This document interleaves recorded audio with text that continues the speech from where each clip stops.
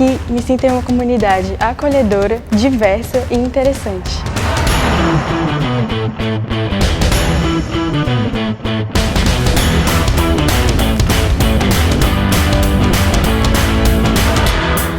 Eu gosto muito de sentar com os meus amigos, a gente conversa e compartilha as experiências que a gente teve ao redor do mundo. O que para mim faz diferença é ter professores que são totalmente acessíveis e que me ajudam a encontrar o meu caminho.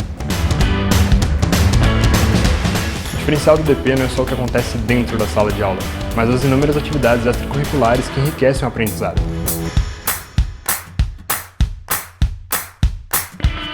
Aqui encontrei colegas que são inspiração, tanto pelo que pensam quanto pelo que fazem.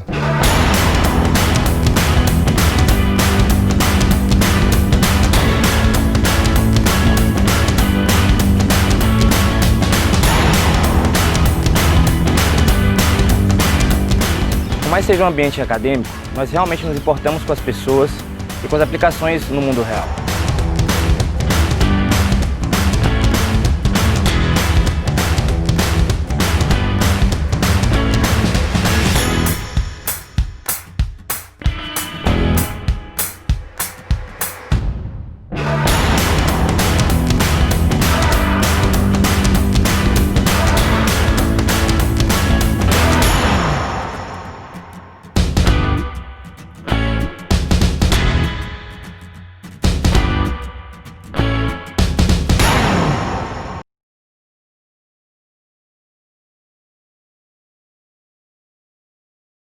Bom, então, boa noite a todos. Prazer, meu nome é Otávio. Eu vou aqui dar aula para vocês hoje de visão computacional e machine learning. Queria agradecer a presença de todos aqui nesse mini curso e agradecer também o convite do IDP para dar essa aula. Só me apresentar rapidamente. Eu sou hoje gerente de pesquisa e desenvolvimento da Samsung, do Centro de Pesquisa da Samsung em Campinas. Eu tenho formação em ciência da computação, fiz computação na Unicamp de 2003 a 2006, final de 2006. Iniciei o mestrado e concluí de 2007 a 2009 na Unicamp também, trabalhei com visão computacional. E de 2009 a 2012 eu fiz meu doutorado na Unicamp também. E depois disso eu trabalhei num projeto de pós-doc da Samsung com a Unicamp. E aí, desde dezembro de 2013, eu estou na Samsung. Então, aqui vocês têm meu contato. Se alguém quiser mandar alguma mensagem, tiver alguma dúvida, pode entrar em contato comigo. Tem meu site, minhas publicações no Google Scholar e meu perfil do LinkedIn. Então, aqui tem uma agenda da aula de hoje. Então, vou passar primeiro uma introdução sobre Machine Learning, Deep Learning, meio que um histórico até desde quando a gente saiu do básico de Machine Learning até chegar em Deep Learning. Depois vou falar do básico de visão computacional até os dias de hoje e a gente chega em redes neurais convolucionais, as CNNs, que é onde a gente tem muito de Machine Learning, Deep Learning e visão computacional. Depois, mais no final, vou apresentar só alguns tópicos relacionados e importantes também sobre o assunto e alguns trabalhos recentes para vocês terem uma ideia do que é possível fazer hoje com visão computacional e deixar algumas referências para vocês também. Se vocês tiverem dúvidas, fiquem à vontade para me perguntar. Se quiserem deixar perguntar no final também, à vontade. Então, vamos começar falando de Machine Learning e Deep Learning. Então, eu vou começar apresentando uma taxonomia. Eu acredito que vocês já tenham visto algo parecido aqui nas aulas anteriores, mas é legal a gente ressaltar esses pontos que quanto mais a gente vê um assunto, mais a gente assimila ele e depois consegue aprender mais fácil, né? Então, uma definição, eu estou usando como base para esse início de apresentação, de aula, um artigo do pessoal do MIT, a referência está no rodapé do slide. Então, o que é inteligência artificial? Então, é o termo definido pelo cientista John McCarthy nos anos de 1950 e ciência e engenharia de criar máquinas inteligentes. Essa taxonomia de inteligência artificial, a gente tem machine learning. Então, qual que é a definição de machine learning segundo os estudos aí? Então, Arthur Samuel, um cientista da computação, definiu em 1959 que é um campo de estudo que dá aos computadores a habilidade de aprender sem ser explicitamente programados. Então, hoje a gente ouve falar muito de inteligência artificial e, em boa parte, se refere a machine learning. Então, machine learning é que tem trazido esses grandes impactos na sociedade atualmente. Mas a gente ouve a mídia, em geral, todo mundo falando IA e machine learning como uma coisa só, né? Eu vou falar de alguns pontos bem importantes dentro de machine learning. Então, aqui eu vou falar de 2 desses 4 que eu listei aqui como métodos de aprendizado. Então, a gente tem supervised learning, que é aprendizado supervisionado, unsupervised learning, que é aprendizado não supervisionado, e outros tipos de aprendizado também que são muito usados aí tanto na indústria quanto na academia, como semi-supervised learning e reinforcement learning. Então, eu vou me concentrar basicamente em supervised learning e unsupervised learning. Então, todo mundo tem ouvido falar bastante de IA na mídia geral, na mídia especializada, e esse quadrinho aqui do lado direito do slide, ele mostra, algumas pessoas falam que é muito de estatística, né, outra roupagem para estatística e tal, e eu já vi também alguns comentários, se você for solicitar um financiamento para um projeto e você vender ele como um projeto de estatística, você vai conseguir poucos milhares de dólares ou reais. Mas se você vender ele como um projeto de machine learning, você vai conseguir milhões de dólares ou reais. Então, só para ilustrar como que a área está bem aquecida no momento. Então, supervised learning. O que é supervised learning? É o aprendizado supervisionado. Qual que é a base para o aprendizado supervisionado? É você ter rótulos nos seus dados. Então, você tem explicitamente explicando para o seu computador, para a sua máquina, o que significa aquele dado. Então, se a gente trazer aqui para o ambiente de imagens, as imagens têm rótulos. Então, essas imagens aqui do exemplo são imagens de cachorro. Então, você vai passar para o seu computador, para sua técnica de aprendizado, quando ela for aprender, você vai passar explicitamente a imagem e o rótulo dela. Então, a imagem, foto de cachorro, você anota lá que é foto de cachorro. Porque se você passa simplesmente a imagem para o computador sem nenhum rótulo, ele não vai saber automaticamente que aquilo é um cachorro. Você teria que usar alguma outra técnica para tentar entender o conteúdo da imagem. Então, no aprendizado supervisionado, você já diz explicitamente o significado daquele conteúdo. Então, carros, motos e assim por diante. Com imagens, com vídeos. Então, você pode ter vídeos de pessoas dançando, dirigindo, digitando. E aí você passa explicitamente os rótulos dos seus dados, a anotação dos seus dados para o sistema sobre aqueles dados. Então, esse é o aprendizado supervisionado.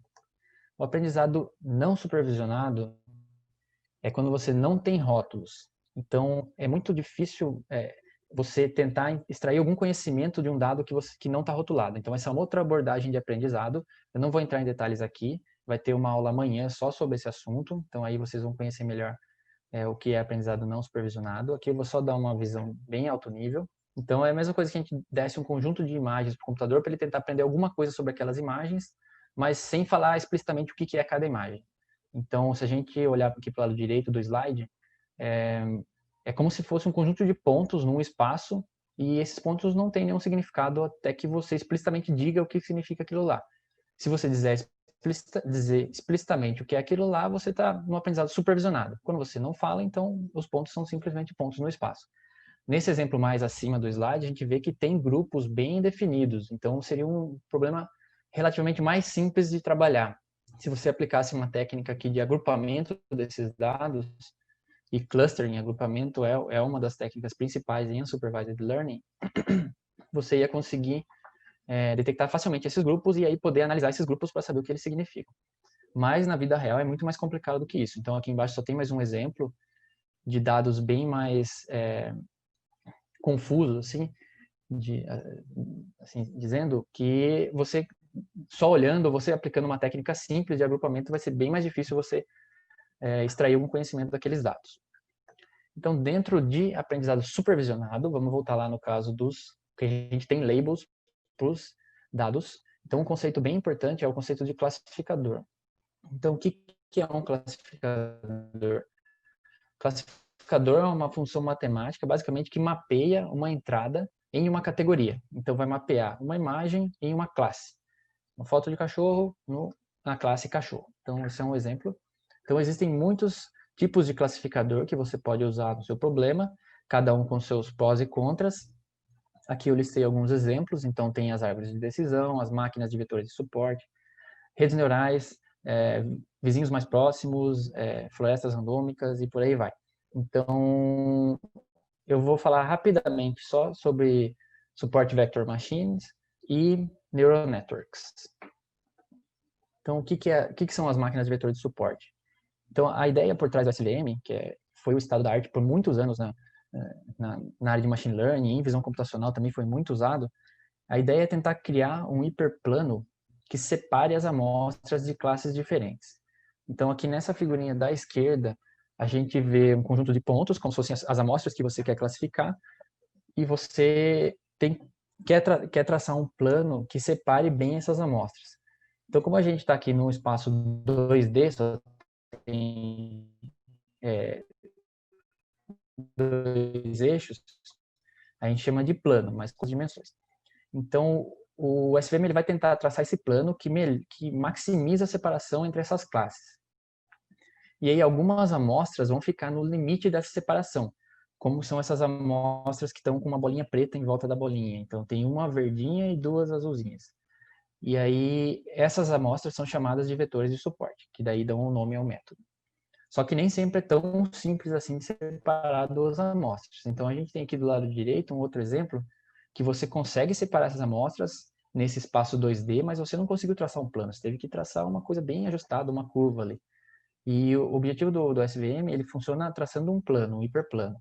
Então, como é que você vai fazer para separar essas amostras se no 2D elas não são separáveis? Então, existem funções de mapeamento dessas amostras para espaços de outras dimensões, de maior dimensão, e aí você tenta separar essas amostras nesse espaço de maior dimensão.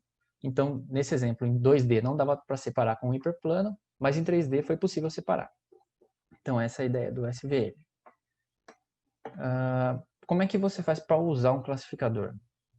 Como é que você vai colocar um classificador para funcionar no seu produto, no seu negócio? Então, existem duas fases principais. A primeira delas é você treinar o classificador.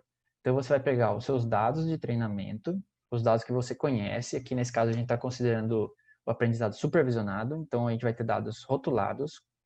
A gente vai treinar esse classificador e vai gerar um modelo de classificação.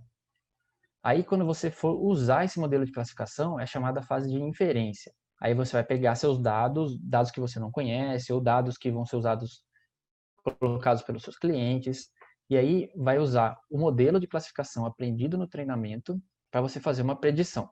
Então, o resultado da inferência é a predição, que no caso o classificador é uma classe ou um conjunto de classes, as classes mais prováveis, as confianças daquelas classes. Então, eu tenho 100% de certeza que é essa classe, eu tenho 95% de certeza que é essa classe, e aí você usa esse resultado no seu negócio.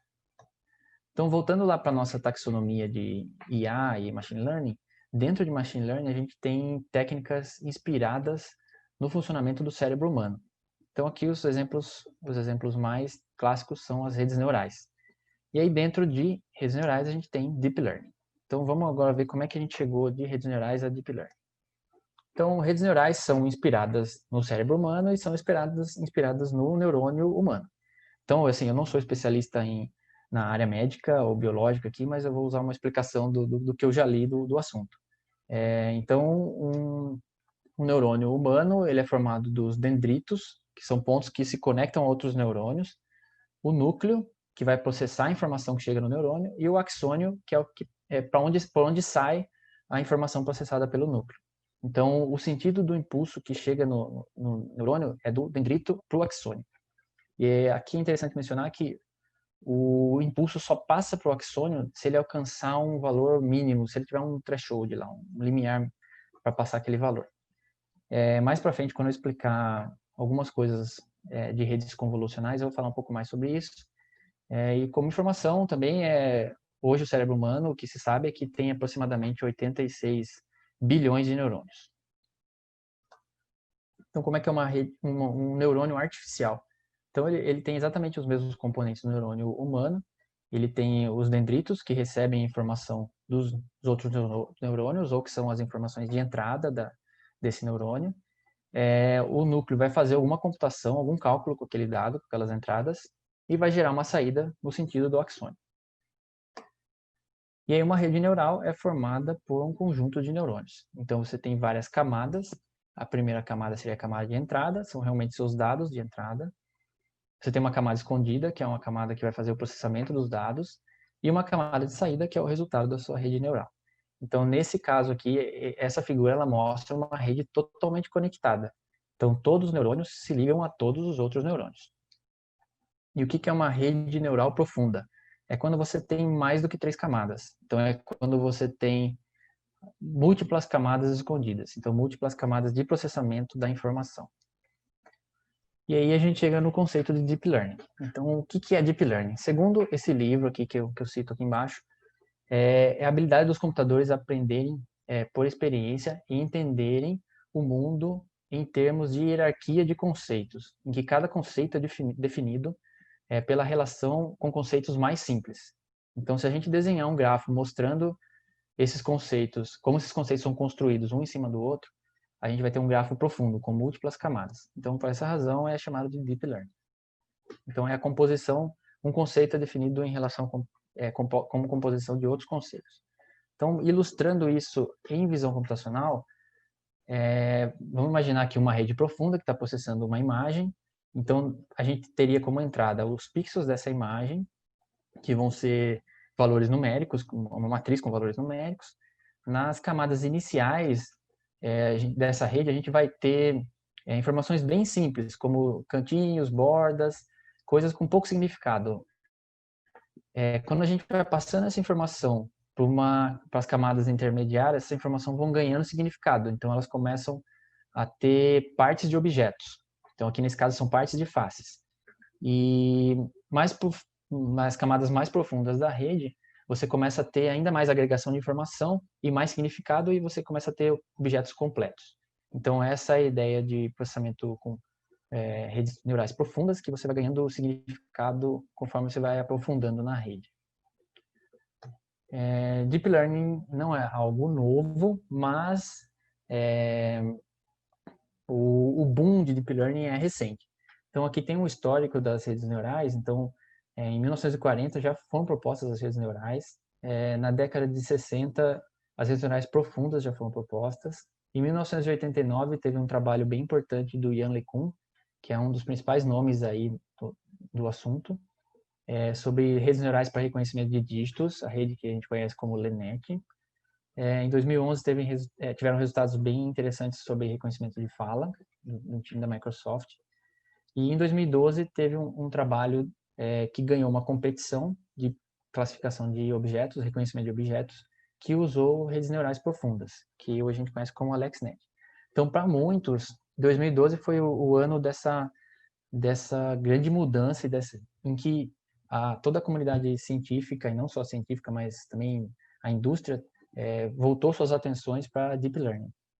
Então, aqui, para mostrar, talvez vocês já tenham visto gráficos parecidos com esse em outras apresentações, mas aqui mostra bem por que todo mundo voltou a atenção para Deep Learning a partir de 2012. Então, esse é o gráfico de resultados de uma competição chamada ImageNet. Então, a ImageNet é uma base de dados bem grande que já está disponível há bastante tempo. A última vez que eu olhei, ela tinha 14 milhões de imagens. E eles têm uma competição, que é esse ImageNet Challenge, que eles liberam 1 milhão de imagens, todas elas com anotação, todas elas com rótulos. Então, a gente teria aprendizado supervisionado. E são 1000 classes de objetos. Então, em 2010, quando começou essa competição, era um número bem grande, bem desafiador de se trabalhar. Porque você ter 1 milhão de imagens e todas anotadas com 1000 classes é um problema bem em larga escala e que nem todo mundo conseguia trabalhar. Eu lembro que em 2010 eu estava na Unicamp ainda e a gente tentou participar dessa competição no primeiro ano. Foi bem, bem complicado. A gente conseguiu alugar uma máquina lá para rodar os experimentos, mas no final a gente acabou nem submetendo o resultado, que foi bem complicado trabalhar com 1 milhão de imagens. A gente não tinha experiência com uma base desse tamanho e também o nosso ambiente de processamento também não era o dos melhores. Então, foi um desafio participar em 2010. E aí, 2010 até 2011, todo mundo estava trabalhando com técnicas bem consagradas já em visão computacional. Só que daí, em 2012, quem ganhou a competição usou redes neurais profundas. E o resultado foi muito melhor do que as outras técnicas. E aí todo mundo ficou curioso. Nossa, mas o que eles fizeram, né? Por que nunca ninguém pensou nisso? Ou de onde veio essa ideia? E aí, a partir de 2012, todo mundo começou a usar redes neurais. as redes convolucionais especificamente. Então, tem aí o nome das redes que ganharam a competição em cada ano, a LexNet, que foi a que eu mencionei antes lá no histórico, que foi essa rede que meio que chamou a atenção para a área. Tem o Velverfit, VGG, GoogleNet, ResNet e assim por diante. Então, por que que, de repente, depois de muitos anos que a técnica já existia, todo mundo resolveu olhar para essa técnica, ou melhor, por que que funcionou depois de tanto tempo? O que que tinha de diferente nessa técnica que foi usada em 2012 em relação ao que já existia? Então, a literatura cita muito 3 motivos para esse sucesso do Deep Learning a partir de 2012. Então, o primeiro deles é a disponibilidade de dados, depois é a disponibilidade de capacidade de processamento, e depois a disponibilidade de software. Então, eu vou falar rapidamente de cada um deles aqui. Então, disponibilidade de dados, vocês devem também ter ouvido bastante falar sobre a quantidade de dados que a gente tem online hoje. Então, aqui eu trouxe só alguns exemplos para ilustrar para vocês o quanto de dados a gente tem disponível na internet, o quanto as empresas têm acesso a esses dados. Então, o YouTube, por exemplo, ele recebe 500 horas de vídeo a cada minuto. O Google Fotos recebe 28 bilhões de fotos por semana. O WhatsApp, as pessoas trocam 100 bilhões de mensagens por dia. O Instagram tem 500 milhões de usuários do Stories todo dia. Isso é só do Stories, não é nem das fotos comuns lá que o pessoal coloca no Instagram. O Twitter tem 500 milhões de tweets por dia. Isso dá aproximadamente 6 mil por segundo. Então, com essa grande quantidade de dados, foi possível fazer esses treinamentos dessas redes neurais mais complexas, são mais profundas, então elas exigiam grandes quantidades de dados. E esses dados hoje estão disponíveis. Então, voltando lá para o nosso gráfico, o outro motivo do sucesso de Deep Learning foi a capacidade de processamento. Então, só para ilustrar aqui os participantes da competição do ImageNet, em 2012, os ganhadores usaram 4 GPUs. Em 2013, 60 GPUs. E em 2014, 110 GPUs. Então, isso mostra como tem sido importante a capacidade de processamento para você conseguir melhorar um resultado ou treinar uma rede mais complexa. Eu vi um trabalho recente desse ano do Facebook, que eles treinaram uma rede em 800 GPUs. Então, é uma escala muito grande de capacidade de processamento que tem ajudado a desenvolver a área também. E os principais elementos dessas arquiteturas computacionais que a gente pode listar aqui, eu acho que o principal deles é a GPU, que é a Graphics Processing Unit. Então, muito do que se faz hoje em Deep Learning depende de GPU. Quem já treinou uma rede neural sabe como é difícil você treinar sem uma GPU, que leva muito tempo. A GPU acelera muito o processo de treinamento, não só treinamento, como a inferência também. A gente tem também as TPUs, e hoje tem GPUs que têm os Tensor Cores também dentro delas. A gente tem IPUs, tem muitas outras aqui, eu só estou listando algumas delas. IPUs tem processamento otimizado para grafos, e hoje em dispositivos móveis a gente tem NPUs, que são as Neural Processing Units, que elas permitem você rodar redes neurais e gastar muito menos energia. Isso é muito importante para dispositivos que dependem de bateria. Então aqui tem só uma charge, uma tirinha aqui para ilustrar como que é um processo demorado você treinar uma rede neural hoje. Então quem assistiu o Interestelar aqui vai entender essa tirinha. Bom, e outro item para o sucesso de redes neurais é a disponibilidade de software. Então está cada vez mais fácil alguém que não conhece da área conseguir treinar e rodar uma rede neural, rodar uma técnica de Deep Learning. Então aqui eu listo os principais frameworks que vocês podem acessar para treinar e para fazer inferência de Deep Learning. Então o TensorFlow, o PyTorch e o CNTK da Microsoft, eles são, acho que, os principais hoje. A gente tem o Keras também, que antes era só uma casca sobre o TensorFlow, mas hoje tem muita coisa já incorporada no TensorFlow. O MATConvNet, para quem usa MATLAB. Tem o Scikit-Learning, que tem o básico de Machine Learning, não necessariamente Deep Learning, redes neurais. Então, para quem está começando com Machine Learning, quiser fazer coisas bem básicas, talvez o Scikit-Learning seja a primeira biblioteca que você vai usar. E tem muitos outros aí, Café, Spark, MLib e outros. Bom, com isso a gente concluiu o primeiro item. Vamos agora avançar para a visão computacional. Então, antes da gente explicar algumas coisas sobre visão computacional, é interessante a gente diferenciar alguns termos que muita gente confunde ou acha que são a mesma coisa na área de visão computacional. Então, o que eu tentei colocar bem alto nível aqui, só para facilitar o entendimento, visão computacional, processamento de imagens e computação gráfica. Qual que é a diferença? Então, visão computacional é como treinar um computador, ensinar um computador a enxergar. Então, você fazer o computador ter um entendimento em alto nível no sentido de com significado, né, de imagens e vídeos. Então, por exemplo, reconhecer, detectar objetos, rastrear objetos, segmentar objetos, fazer reconstrução 3D, estimar pose, reconhecer faces e por aí vai. Tem muitas aplicações. Eu vou falar de várias delas daqui a pouco. Processamento de imagens. Então, é você aplicar operações matemáticas em imagens. Então, por exemplo, melhorar a nitidez de uma imagem, embaçamento, detectar bordas e por aí vai. E computação gráfica seria como gerar imagens e vídeos a partir do computador. Então, renderização, shading, sombreamento, 3D, modelagem 3D e por aí vai. É interessante mencionar que, apesar de muitas dessas áreas aqui, às vezes, inicialmente não serem baseadas em machine learning, a gente vê cada vez mais o uso de machine learning para processamento de imagens, para computação gráfica e visão computacional, obviamente. Então, por exemplo, tem técnicas de filtragem de imagem que hoje aprendem sobre um conjunto de dados para depois ter um filtro melhor naqueles dados e fazer um processamento melhor de imagens. Então, machine learning está sendo usado cada vez mais em todas as áreas. Então, para ilustrar para vocês diversas aplicações possíveis de visão computacional, acho que a mais clássica, a mais estudada aí dos últimos anos é análise e reconhecimento de faces. Então, é você olhar uma imagem, saber onde tem uma face, tentar entender aquela face, você pode tentar identificar quem é aquela pessoa, você pode tentar extrair diversas outras informações, como, por exemplo, a idade, saber se é homem ou mulher, saber se a pessoa está sorrindo ou não está sorrindo. Então, isso já tem embutido em muitas câmeras de telefone celular hoje. Então, por exemplo, o detector de sorriso tem câmeras de celular que se você der um sorriso na hora da foto, aí ele dispara a foto. Você consegue estimar a posição da cabeça, saber se o olho está aberto ou está fechado, se tem óculos, não tem óculos. E, por exemplo, o olho aberto e fechado, tem câmeras também que vão avisar, se depois que você tira a foto com o seu celular, a câmera avisa, alguém piscou durante a foto, então tenta tirar de novo.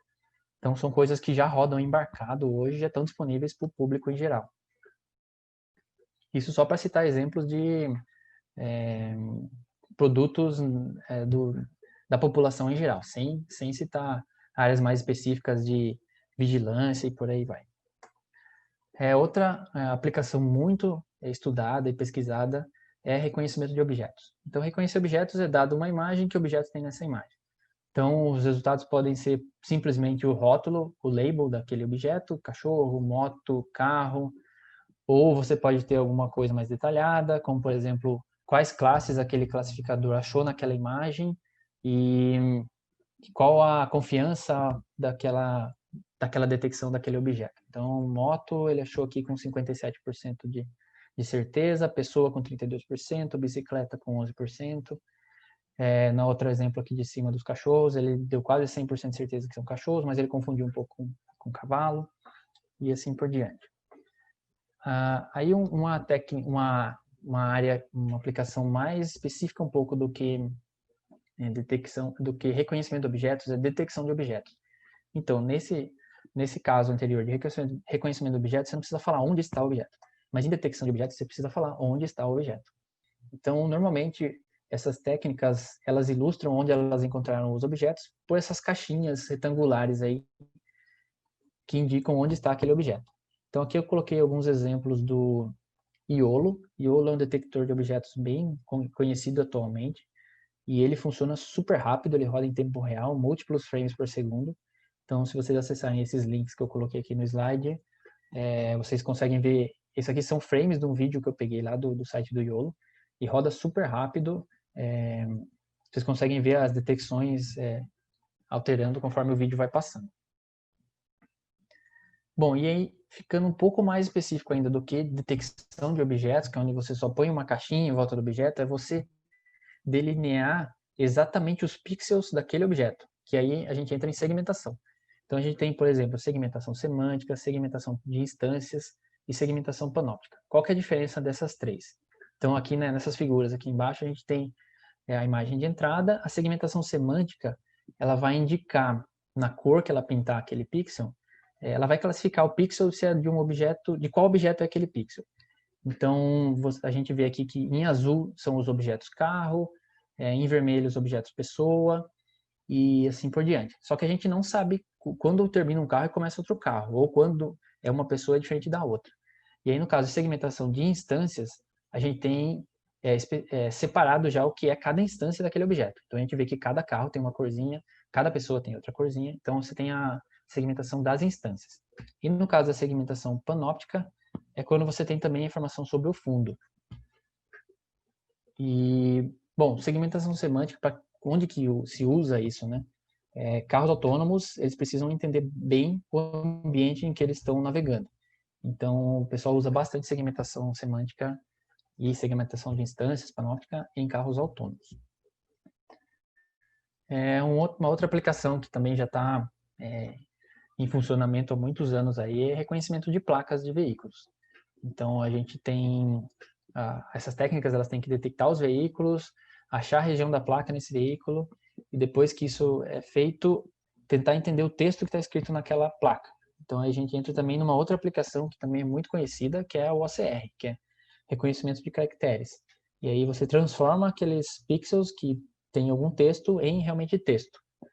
E isso já está em uso há muitos anos aí em vários sistemas de vigilância de trânsito e sistemas da polícia e por aí vai. Uma outra área interessante é busca de imagens por conteúdo. Então, eu quero achar uma imagem parecida com essa imagem aqui, por exemplo, da Torre Eiffel.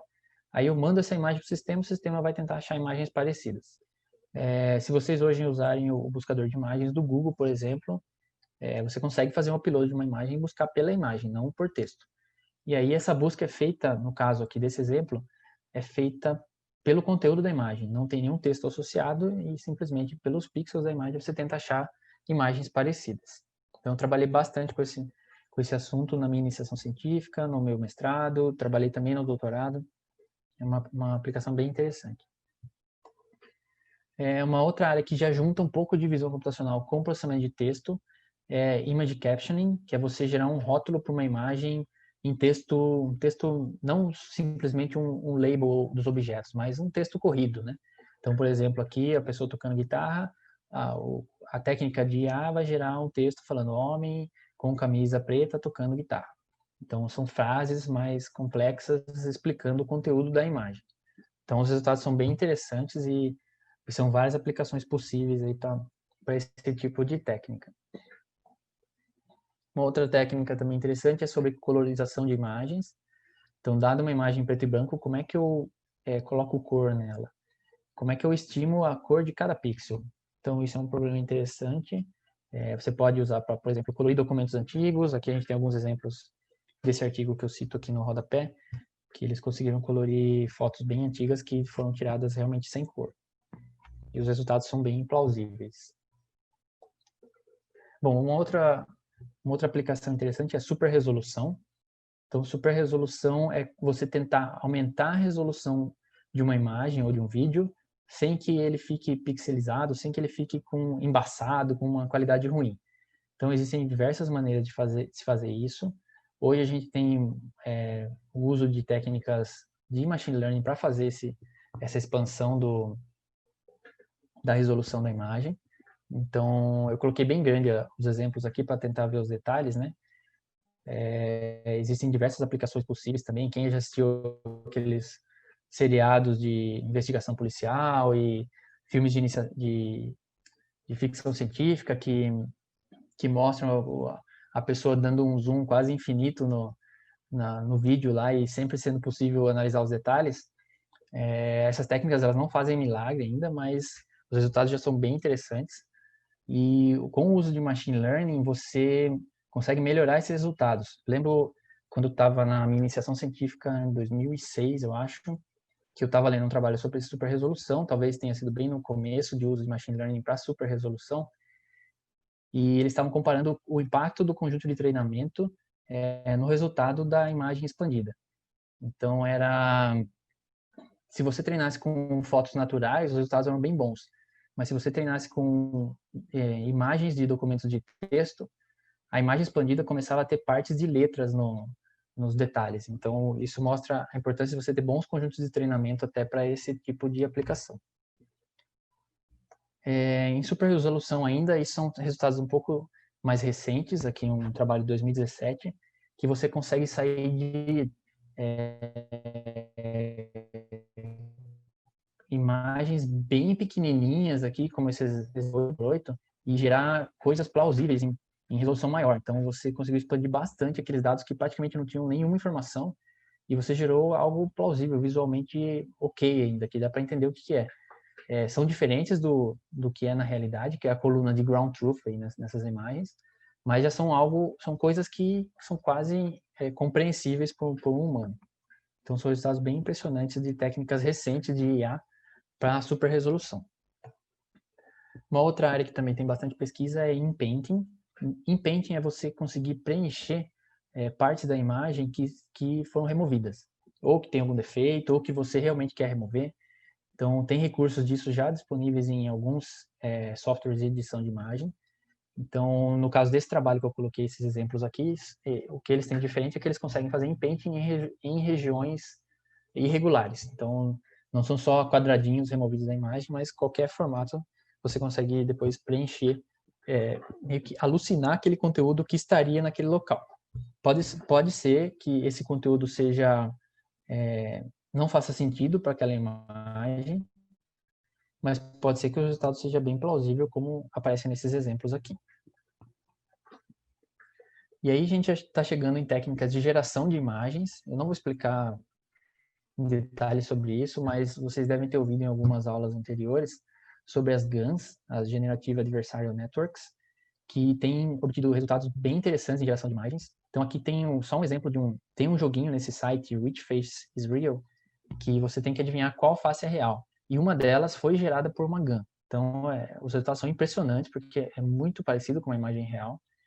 E essas técnicas, elas têm sido usadas em diversas aplicações, não só para gerar faces. Então, é interessante, acho legal vocês darem uma olhada também nesse site, só por curiosidade, é um joguinho para tentar adivinhar. Se você prestar atenção bem nos detalhes, dá para achar as diferenças e você consegue identificar quem que é real e quem não é. Um outro trabalho, um outro assunto que tem bastante gente trabalhando recentemente, deixa eu tentar, aqui tem alguns vídeos, deixa eu otimizar para vídeos aqui, talvez fique melhor para vocês verem. Que é dado uma imagem, como é que eu gero outros pontos de vista daquela imagem? Ou dado um vídeo, como é que eu gero outros pontos de vista daquele vídeo? Então essa área é chamada de Novel View Synthesis, que é você sintetizar outras visões daquela cena.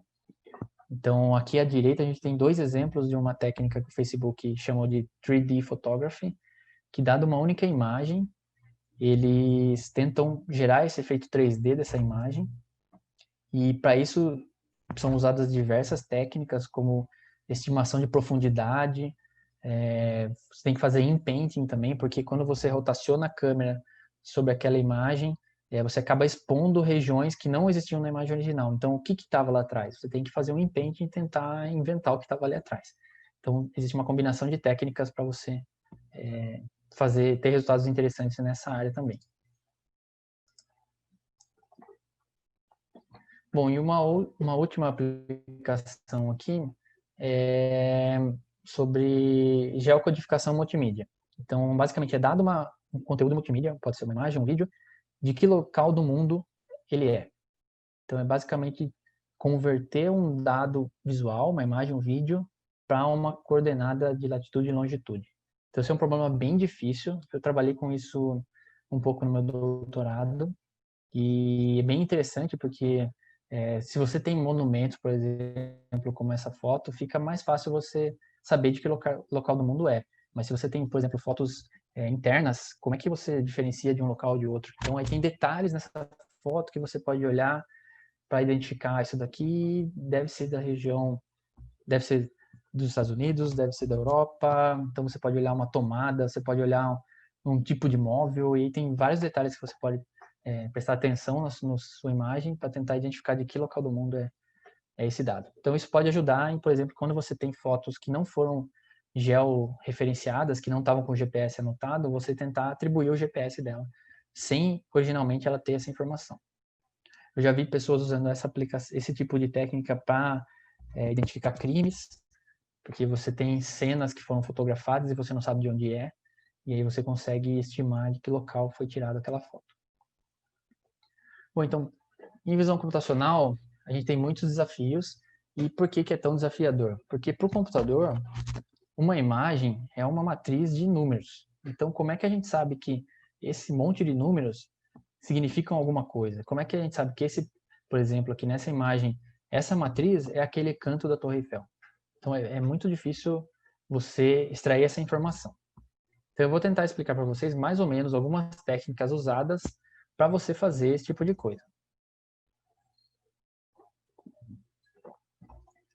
Então, esse é o pipeline tradicional de você fazer um reconhecimento de imagens, algum tipo de processamento numa imagem. Então, você tem a sua imagem de entrada, você vai aplicar uma extração de características daquela imagem. Por que eu falei tradicional? Porque com Deep Learning isso mudou um pouco. Então, eu vou explicar como era tradicionalmente, para depois a gente chegar em Deep Learning e entender melhor por que Deep Learning melhorou em relação a isso. Então, a extração de features é onde você vai tentar resumir ou tentar extrair o que importa daquela imagem em um pouquinho mais alto nível do que simplesmente uma matriz de números. Então, essas são as features que você extrai da sua imagem, as características, né? Que a gente chama de vetor de características. E aí você usa esse vetor de característica para treinar um classificador, para fazer ranking, para uma busca de imagens e para a aplicação que você for trabalhar. Então, como é que isso era feito há um tempo atrás? A gente tinha os descritores globais. Então, o descritor global, o que ele fazia? Ele extraía alguma informação de maneira global da imagem, sem se preocupar com uma parte ou outra da imagem. Então, a gente tinha histograma de cor, matriz de concorrência, correlograma de cor, histograma de bordas, e muitas outras técnicas para extrair informações de uma imagem. Então, teve muita pesquisa nesse assunto por muito tempo, tentando obter bons descritores de imagens. E esses descritores globais, eles são muito simples, normalmente são muito simples. E aí você consegue, se você, por exemplo, quiser fazer uma busca, que nem eu já mencionei aquele problema de busca de imagens por conteúdo, se você quiser buscar, por exemplo, uma foto parecida com a Torre Eiffel e você usar um descritor global de cor, você vai encontrar imagens que tenham cores parecidas, mas não necessariamente que tenham objetos parecidos. Então, nesse exemplo aqui, usando um descritor chamado de BIC, que eu vou explicar daqui a pouquinho, a gente tem resultados que, se a gente está procurando cores parecidas, ok, está ótimo. Mas se a gente está buscando objetos parecidos ou outras fotos da Torre Eiffel, o resultado não atende, né? Então, depende da sua aplicação, você pode ainda querer usar um descritor global, ao invés de usar uma técnica de Deep Learning super complexa, que vai exigir processamento, grande processamento, e talvez você não consiga nem colocar para rodar num produto. O descritor global é coisa bem simples e pode funcionar dependendo da sua aplicação. Então, vou explicar dois descritores bem simples aqui. Então, um descritor que é o histograma global de cor. Eu vou tentar fazer uma associação com filtros convolucionais para depois a gente entender convoluções mais para frente quando a gente chegar nas redes convolucionais. Então, para a gente extrair um histograma de cor, normalmente a gente não extrai o histograma de uma imagem original. Porque uma imagem original ela vai ter 16 milhões de cores, por exemplo. Aí você vai ter um histograma com 16 milhões de posições. E aí isso computacionalmente é bem complicado de você ficar armazenando, você ficar comparando os histogramas. Além do que, se você faz qualquer pequena modificação nessa imagem, por exemplo, se você somar 1 em cada pixel, você já vai gerar um histograma totalmente diferente. E aí você vai dizer que a imagem é diferente, quando na verdade visualmente ela vai ser a mesma. Então a gente aplica um processo de quantização de cor. A quantização é uma simplificação das cores da imagem. Então, em vez de ter 16 milhões de cores, você vai ter 32, 64 cores. E aí, quantizar significa juntar, por exemplo, um azul um pouquinho mais claro com um azul quase igual, ao invés deles serem diferentes naquele espaço de representação do histograma, eles vão ser o mesmo azul. Então, aí, quando você achar um pixel que é daquela cor, você soma naquele bin, naquele espaço referente àquela cor. Então, para tentar relacionar com com as redes convolucionais, aqui é como se a gente tivesse um único filtro convolucional de 1 por 1, que é esse quadradinho amarelo aqui, que estivesse passando na imagem. Então você vai olhar pixel a pixel da sua imagem e ver que cor que é aquele pixel. E é a cor daquele pixel, você vai e conta mais um lá no seu histograma. E aí no final você vai ter um histograma de N posições, em que N é o número de cores que você tem na sua imagem.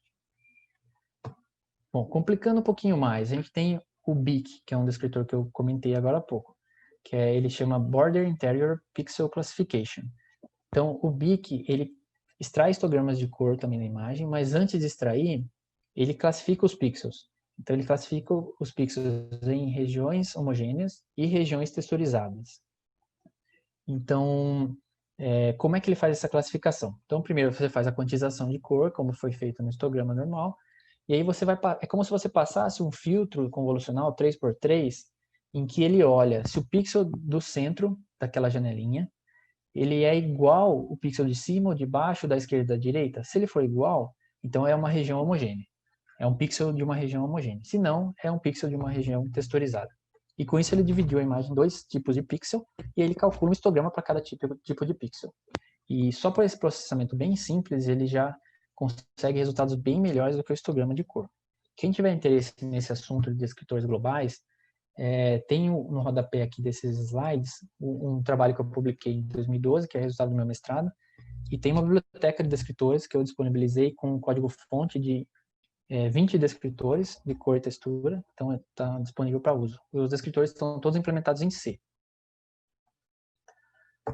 Bom, uma outra vertente para você processar imagens, tentar extrair informação de imagens, são os descritores locais. Então, descritores locais, eles extraem múltiplos vetores e características de partes da imagem. Então, quem já leu alguma coisa de visão computacional, tempos atrás, deve ter ouvido falar do SIFT, e talvez do SURF também, que foram descritores locais bem populares e muito, muito usados em visão computacional até pouco tempo atrás. Então, como eu falei, são detectadas regiões de interesse naquela imagem, em uma imagem, e essas regiões são descritas, são extraídos vetores e características dessas regiões.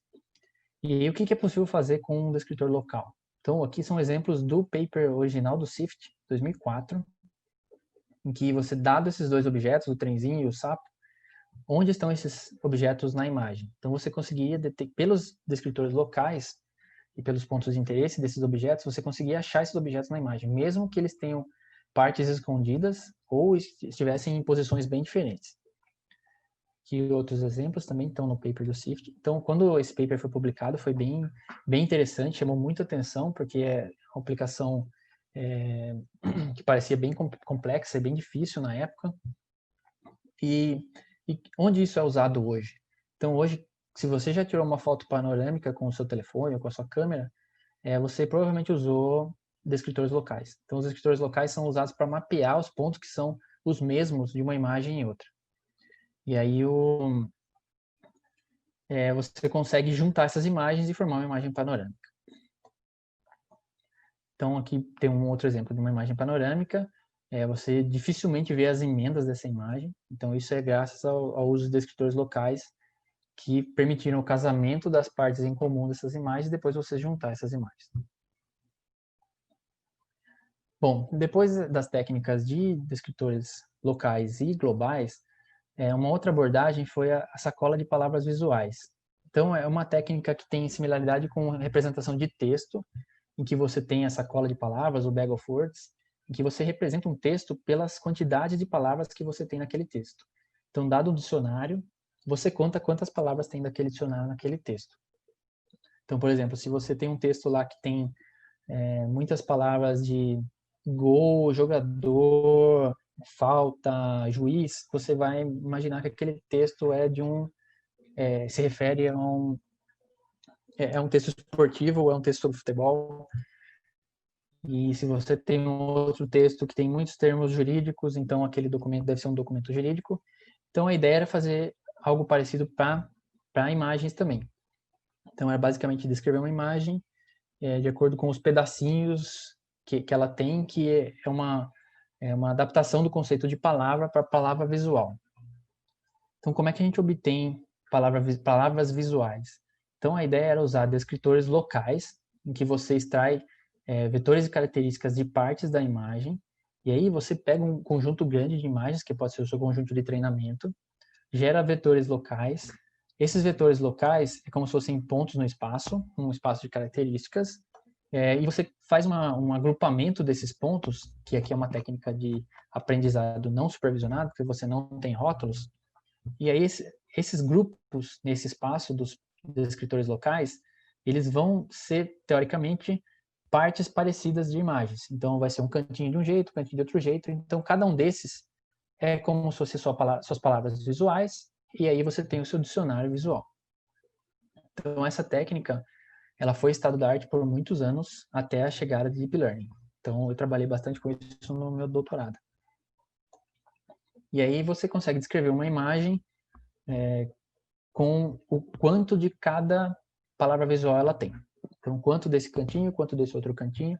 E aí você tem uma descrição que é melhor do que um descritor global simples, como um histograma de cor, e mais geral do que um descritor local. Então, o descritor local, ele é usado para encontrar exatamente um objeto. Então, se a gente desse uma imagem dessa, da Torre Eiffel, e quisesse passasse por um descritor local para fazer casamento com outras imagens, ele ia casar com imagens que tivessem essa Torre Eiffel em posições muito parecidas. Só que com um descritor baseado em sacola de palavras visuais, você consegue encontrar imagens de Torre Eiffel de diferentes poses e iluminação e com muita variabilidade. Então aqui tem alguns exemplos de palavras visuais em duas bases de dados que eram bem usadas tempos atrás, de 15 cenas e a Caltech 101, que é uma base de objetos. Então dá para ver que as palavras visuais são pedaços da imagem, são pequenas partes da imagem. E aqui tem um resultado de busca de imagens usando um descritor baseado em palavras visuais. Então a gente vê que a gente tem fotos da Torre Eiffel, que era o objetivo encontrar outras fotos de Torre Eiffel, mas com grande variabilidade. Então fotos à noite, de outros ângulos, e por aí vai. E a gente também, com o sacola de palavras visuais, a gente conseguia fazer busca semântica. Então eu quero encontrar fotos de guarda-chuva. Então eu não vou encontrar exatamente esse mesmo guarda-chuva, que eu estou usando aqui como consulta, esse guarda-chuva da esquerda, mas eu vou encontrar outros tipos de guarda-chuva, que é um dos objetivos da busca semântica. Bom, então voltando lá no nosso pipeline de reconhecimento tradicional, então a gente tem os dados de entrada, processo de extração de features, que daí eu expliquei aqui vários tipos de descritores, descritor global, descritor local, bag of words, bag of visual words e tal. E aí eu vou usar essas features para treinar um classificador e gerar um modelo de classificação.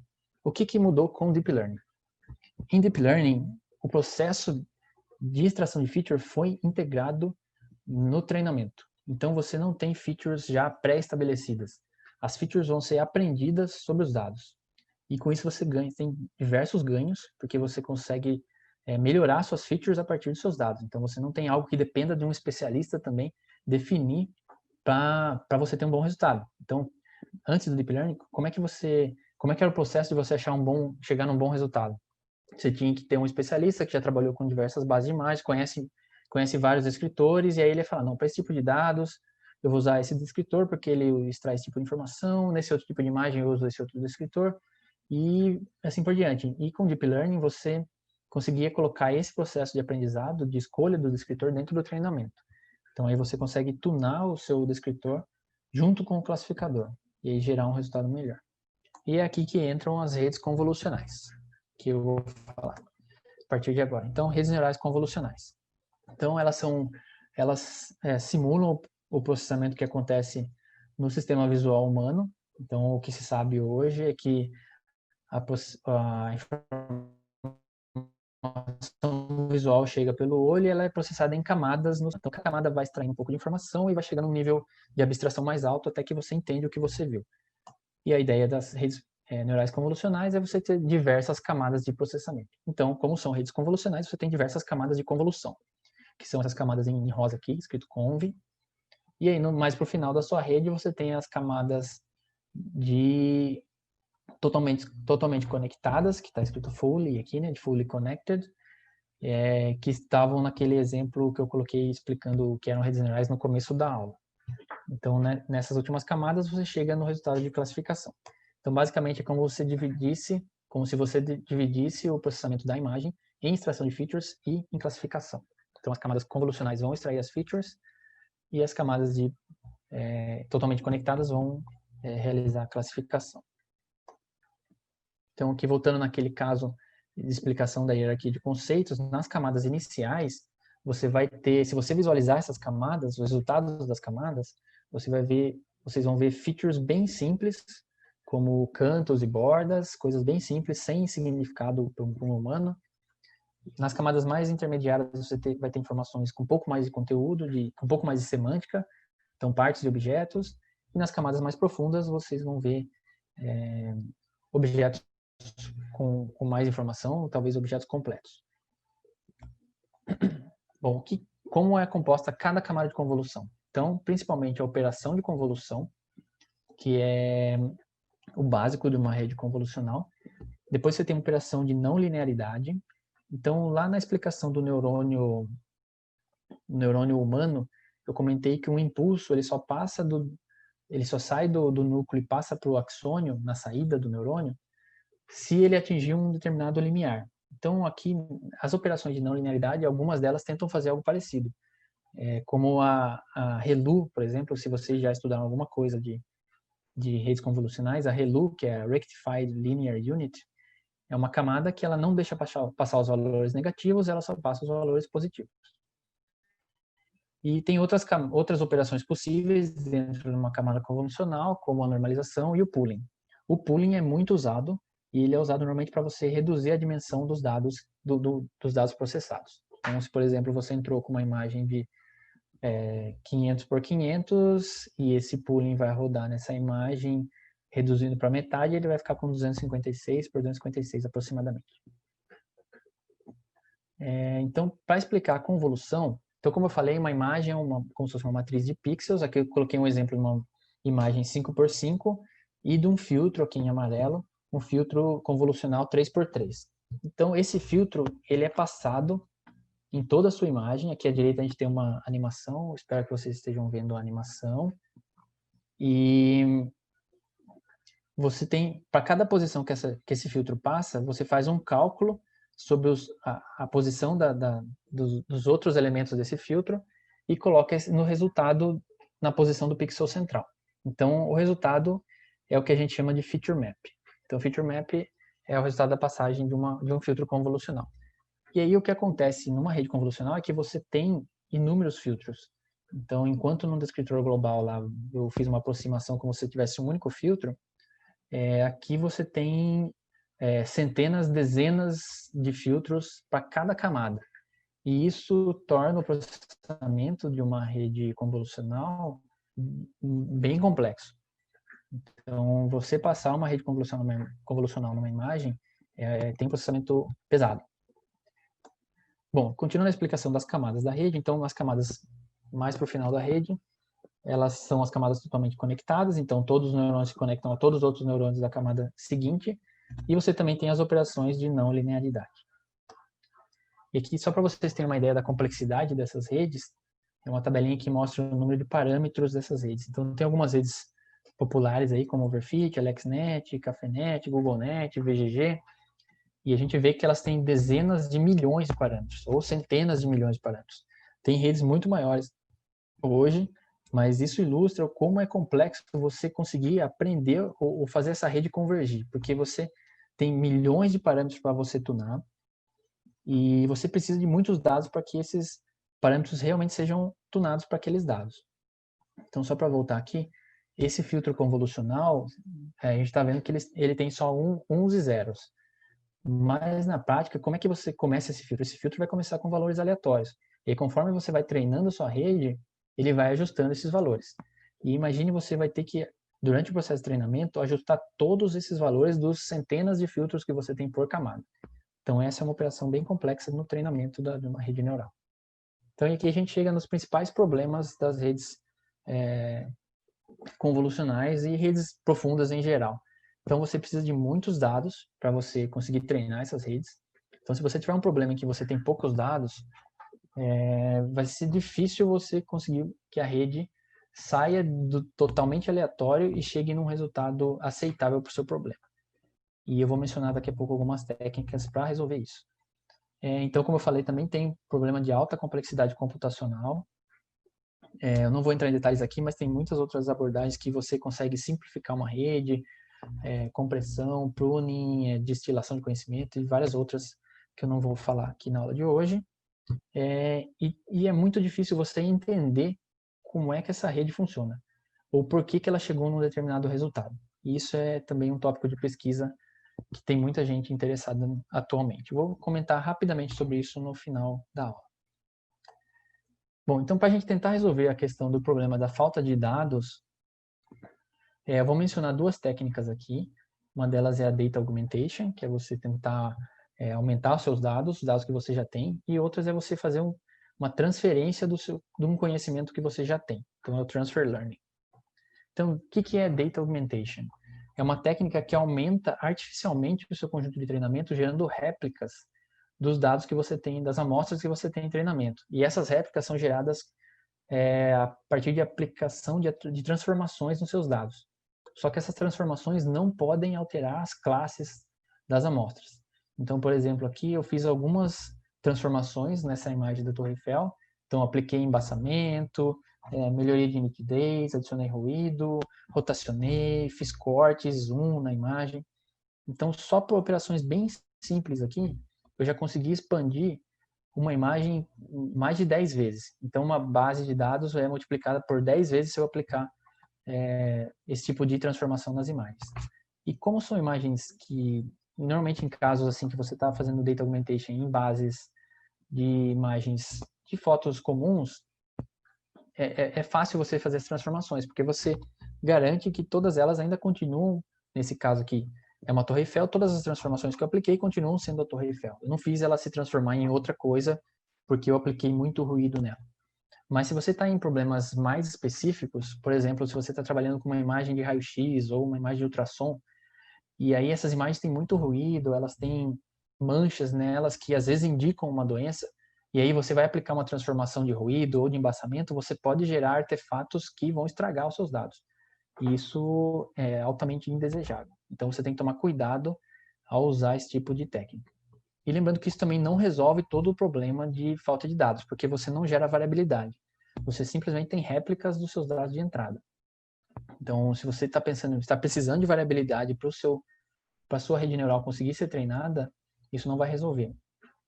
E ele vai ajudar um pouco, mas ele não vai resolver.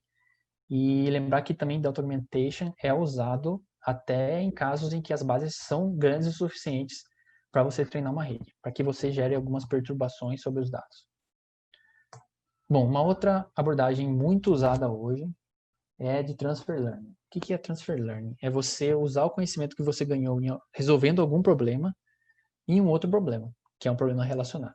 Então, no caso de imagens, vamos imaginar que a gente quer classificar uma base de fotos aéreas. Só que a gente tem pouquíssimas imagens, então não vai dar para treinar uma rede naquela base. O que a gente vai fazer? A gente pode treinar uma rede numa outra base gigantesca que tenha dados suficientes para você conseguir treinar a sua rede, e depois você pega esse conhecimento dessa outra base, que vai ser um modelo de classificação, e usa ele para classificar os dados que você tem interesse. Então isso é uma abordagem muito usada atualmente e que você deve considerar no caso de você não ter dados suficientes para treinar a sua rede neural. Eu vou mencionar aqui alguns resultados de um trabalho que eu publiquei em 2017 com alguns colegas da UFMG, que ele fala de Transfer Learning para imagens de sensoriamento remoto.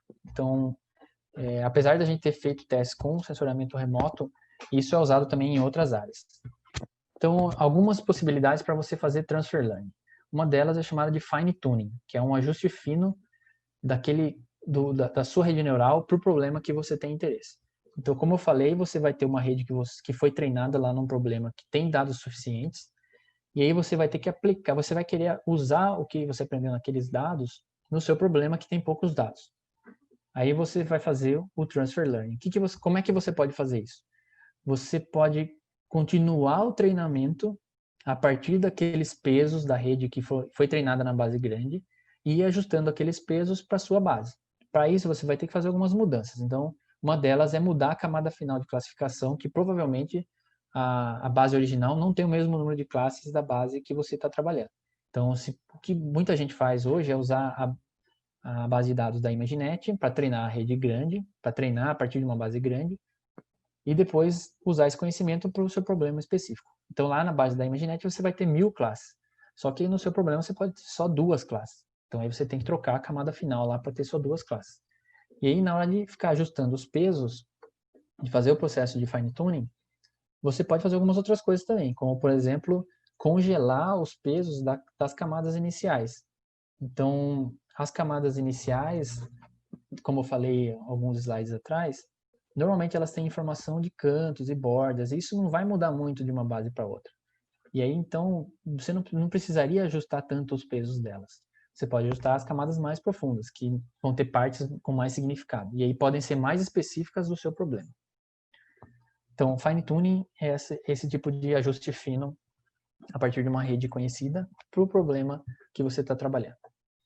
Uma outra possibilidade, também muito usada, é usar uma rede já pronta, simplesmente para extrair características. Então, você vai pegar a saída de algumas das camadas, de uma ou outra camada do fim de uma rede já treinada, e usar ela como um vetor de características. Então, aí esse vetor de características você pode usar no seu problema. Você pode retreinar um classificador, você pode treinar um classificador como o SVM, por exemplo.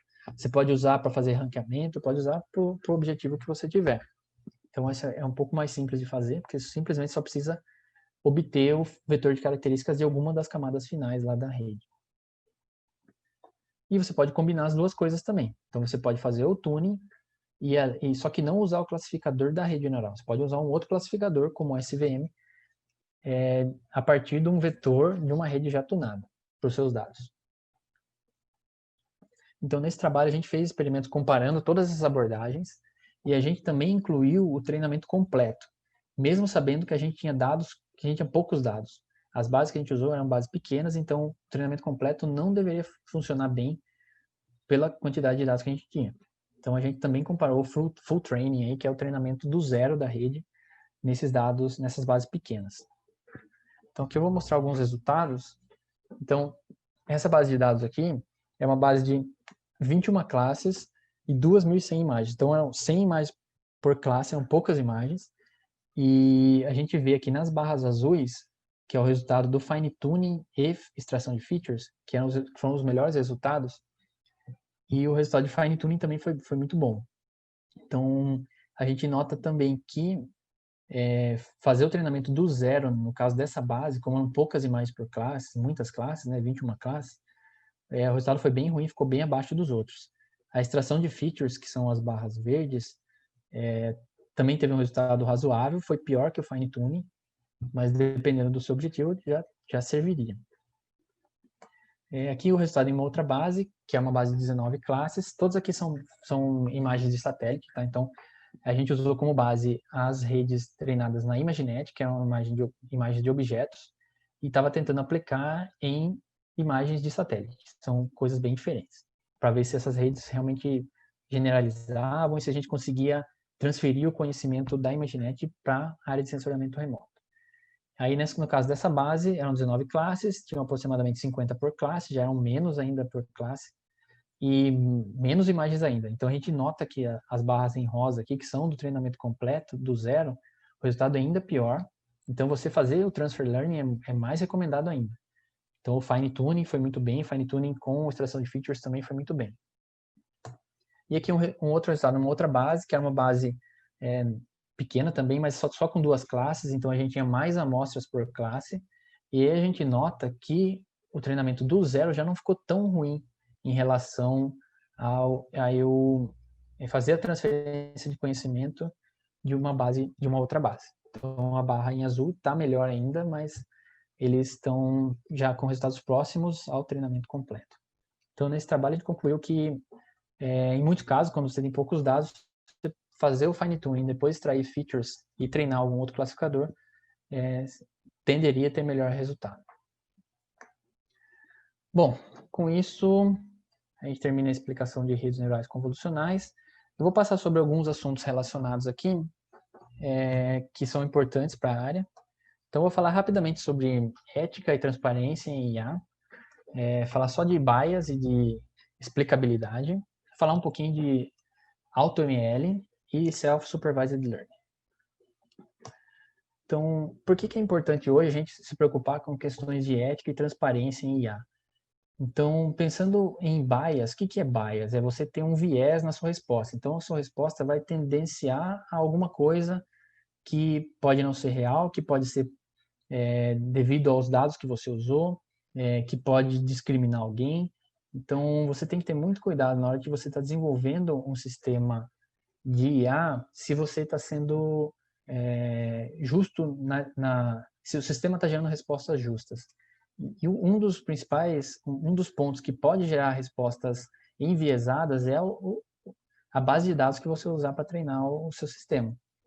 Então, aqui tem um exemplo que eu peguei de um artigo recente da conferência CVPR desse ano, que ele mostra o bias que existe nas bases de dados de reconhecimento de faces. Então, nessas figurinhas, dá para ver que as bases existentes têm uma grande maioria de pessoas caucasianas e pouquíssimos exemplos de pessoas de outras etnias. Isso não corresponde à realidade. Então, se você treinar um sistema de IA numa base desbalanceada desse jeito, é bem provável que o sistema seja enviesado a funcionar melhor com pessoas caucasianas do que com outros tipos de pessoas. Então, eles propõem duas novas bases de imagens, uma que respeita a distribuição global das pessoas, das etnias, e outra totalmente balanceada, 25% de cada tipo de etnia. Em relação à explicabilidade, que algumas pessoas chamam de XAI, por que isso é importante e onde que isso é usado? Então, hoje, se você vai colocar um sistema em produção, se você vai colocar isso para rodar, para o seu cliente, para os usuários, muitas vezes você vai precisar explicar por que aquele classificador, por que aquela rede neural chegou num resultado. Então, vamos imaginar que a sua técnica de IA está rodando um sistema que faz empréstimo para pessoas. Por que um cliente que pode não ter recebido o empréstimo, ou pode ter o empréstimo negado, ele precisa saber por que foi negado? Num sistema médico, por exemplo, se você é diagnosticado com alguma doença, por que chegou naquele diagnóstico? Você tem que explicar ou para o especialista ou para o seu cliente por que você chegou numa determinada resposta. Então, em redes profundas hoje, é um desafio, porque elas são muito complexas e ainda é complicado você entender por que elas chegaram numa determinada resposta. Já tem bastante avanço nessa área, muita gente pesquisando sobre isso, mas ainda existem muitos sistemas que estão em produção que são baseados em regras ou baseados em árvores de decisão, que são técnicas bem mais simples, mas que são fáceis de explicar. Então, se você precisar de um processo de auditoria para explicar um resultado, e você estiver usando uma rede neural profunda, algo muito complexo, vai ser mais difícil você explicar esse resultado. Então, é um ponto bem importante para se pensar quando você for fazer o deploy, quando você for colocar em produção o seu sistema de inteligência artificial. Bom, um outro tópico bem interessante é sobre Automatic Machine Learning, que é o AutoML. Então, conforme eu mencionei nos slides anteriores, no passado, você precisava de um especialista para definir qual o melhor descritor para você usar naqueles dados. E aí, com os Deep Learning, você não precisa mais desse especialista, mas você ainda precisa de um especialista para definir a arquitetura da sua rede. Como é que você vai saber quantas camadas, quantos filtros você vai usar? Então, você você resolveu um problema, mas você criou outro. E nesse caso, existem técnicas que são chamadas técnicas de AutoML, que elas tentam incorporar no processo de aprendizado não somente o treinamento da rede, mas o treinamento também da arquitetura da rede. Então, você consegue também variar o número de camadas, número de filtros, taxa de aprendizado e diversos outros parâmetros da rede convolucional, da sua rede neural profunda, que vão facilitar você chegar num melhor resultado. A gente sabe que você testar todos os parâmetros manualmente é um pesadelo. Quem Quem já treinou sua rede neural sabe que tem muitas coisas que você pode variar lá e é complicado você chegar numa melhor resposta se você não testou todas as opções. Depende muito da sua experiência no assunto, nos dados, e então o AutoML tenta ajudar nesse assunto. A vantagem é que você chega em resultados melhores usando o AutoML, normalmente, né? Mas você vai precisar de uma capacidade computacional bem grande, porque se só treinar uma única rede já é complexo, já leva um tempo. Imagine treinar variações de arquiteturas. Então aí é bem complicado e exige muito poder computacional. Bom, e eu falando sobre Self-Supervised Learning, eu queria só mencionar aqui, porque é um assunto bem quente recentemente, e é um tipo de Unsupervised Learning, talvez seja explicado na aula de amanhã. Então, o que é Self-Supervised Learning? Você não tem rótulo sobre os seus dados, mas você consegue usar os próprios dados para rotular os dados sem rótulo. Então, por exemplo, naquele problema de inpainting, que é você tentar preencher partes que estão faltando da imagem, como é que você poderia usar Self-Supervised Learning?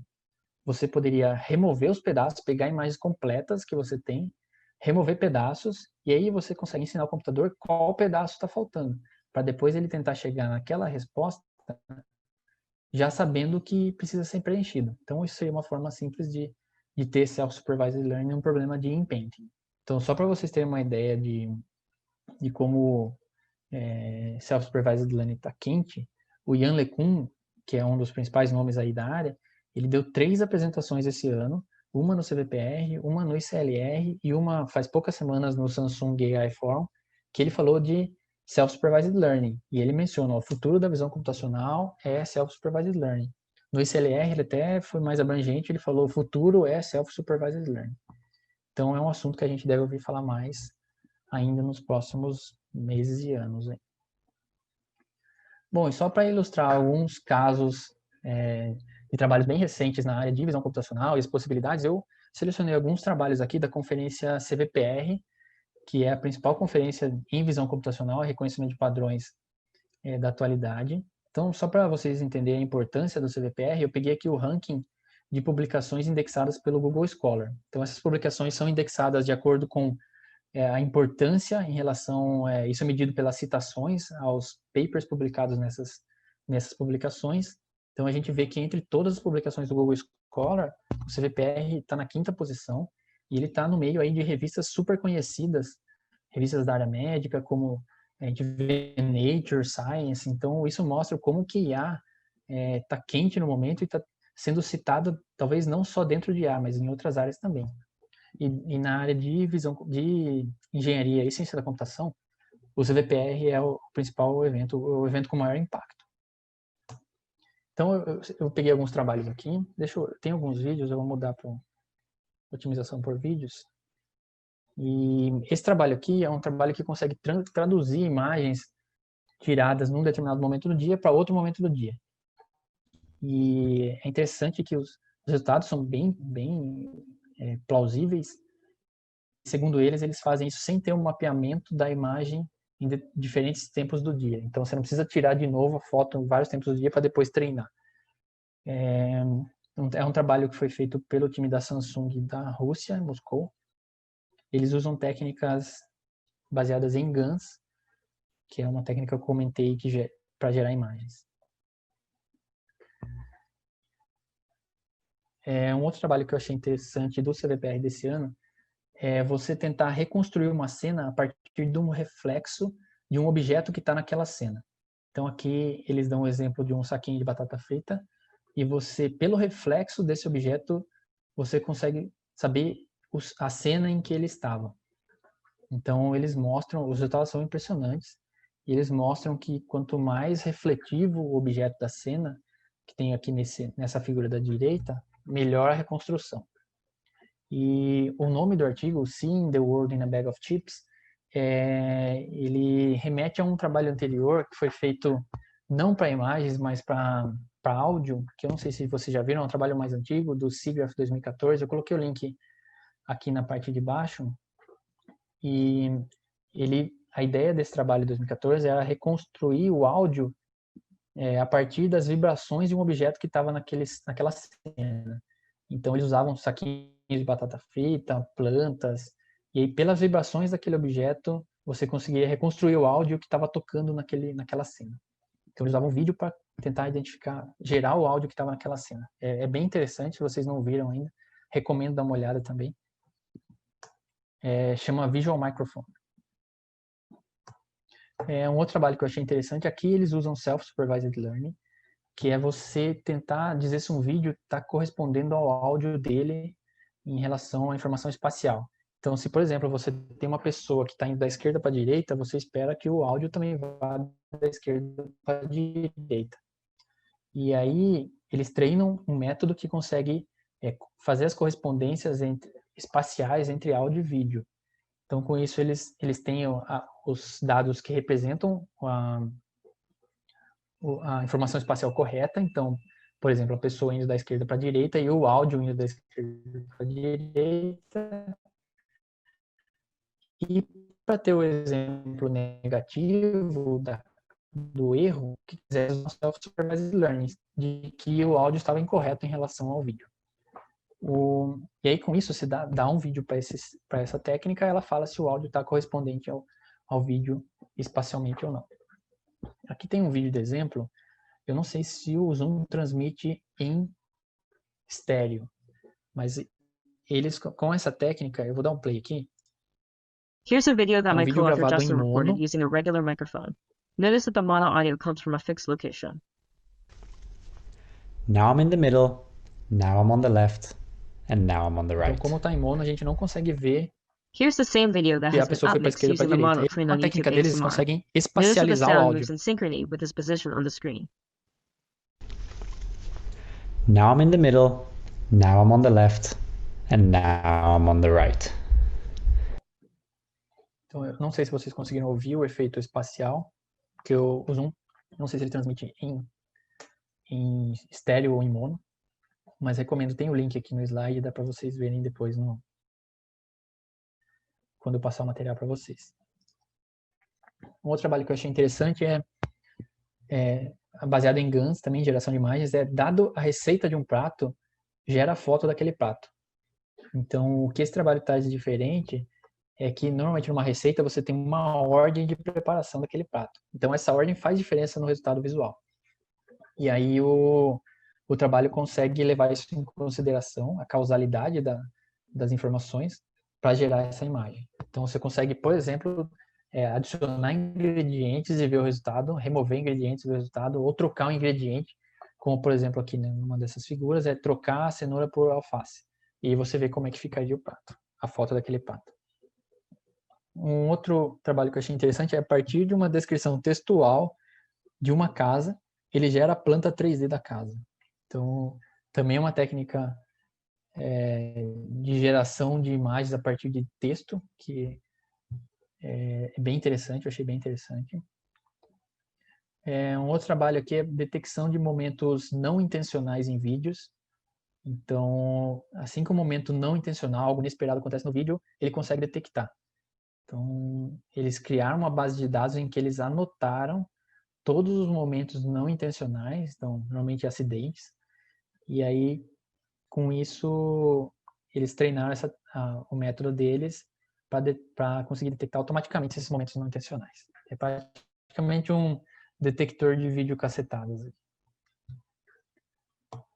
Uma outra técnica que eu achei interessante é para você melhorar a troca de identidade em faces e ajudar na detecção de falsificações.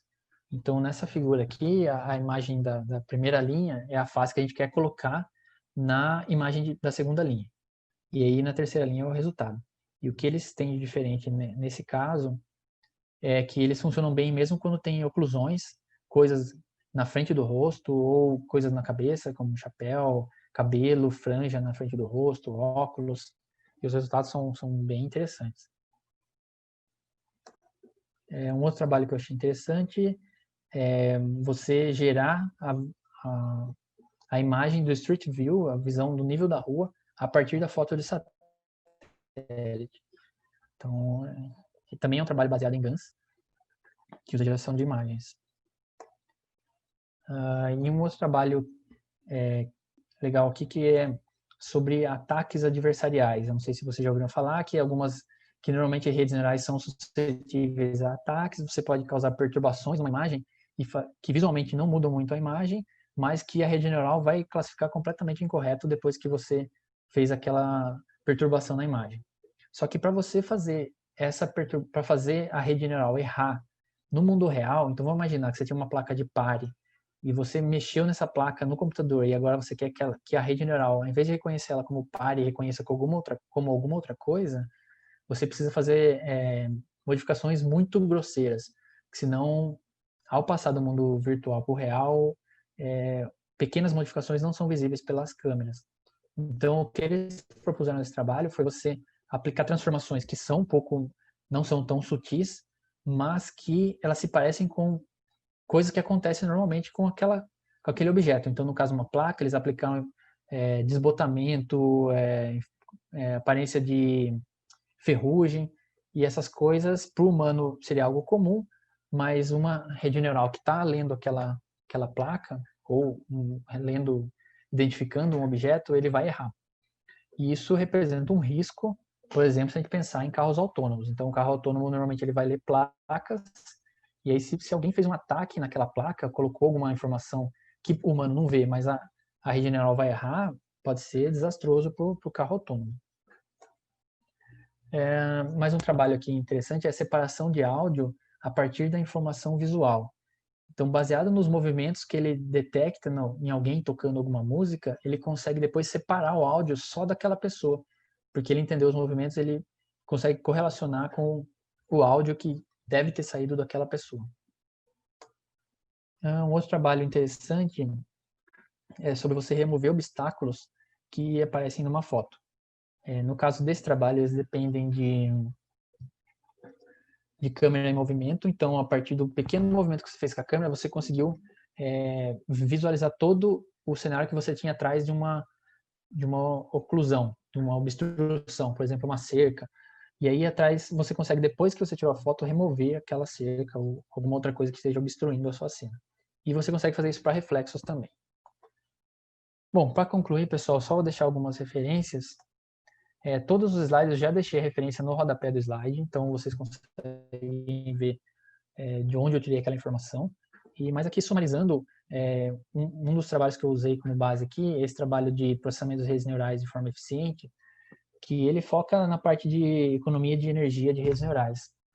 Mas a parte introdutória é bem interessante, é bem didática para entender a evolução de rede neural e a evolução da área. Tem um outro trabalho da Nature sobre Deep Learning, que chama só Deep Learning, que ele tem uma linguagem um pouco mais fácil de entender. Tem um livro sobre Deep Learning, ele é um pouco mais técnico. E aí tem alguns trabalhos, que foram trabalhos que eu publiquei durante o meu doutorado, mestrado, que é para quem tiver interesse em áreas mais clássicas de visão computacional. Então, esse trabalho de 2012 é um estudo comparativo de descritores de imagens. Então, é um estudo que fala dos descritores globais. Quem tiver interesse na parte de Bag of Words, tem esse trabalho de 2014, que fala de palavras visuais e arranjo espacial de palavras.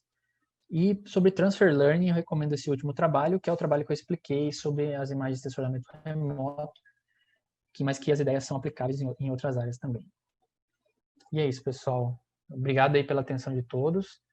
E se tiverem dúvidas, eu vou ficar mais um pouquinho aqui para tirar dúvidas.